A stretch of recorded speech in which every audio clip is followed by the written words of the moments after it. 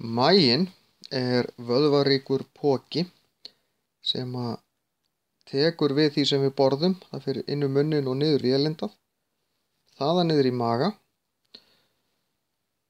Í maganum er svokallaður magasafi.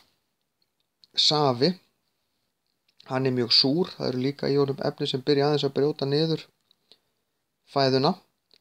En veggirnir innan á maganum hérna eru með slímhúð sem verja magann fyrir þessari sýru. Ef þessi slímhúð væri ekki, þá myndi sýran leysa bara upp magann og þetta læki allt út.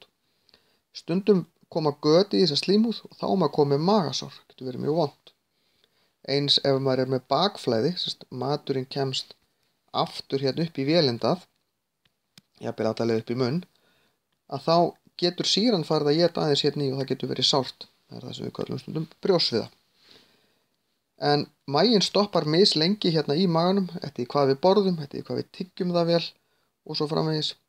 Getur verið frá bara nokkrum mínútum, kannski hálftíma, klukkutíma upp í marga klukkutíma. En hann fer ekki út fyrir orðina mjög svona þægilegu mauki og fer þá út lítinn svona hringvöðva hérna og yfir í skeifugörnina.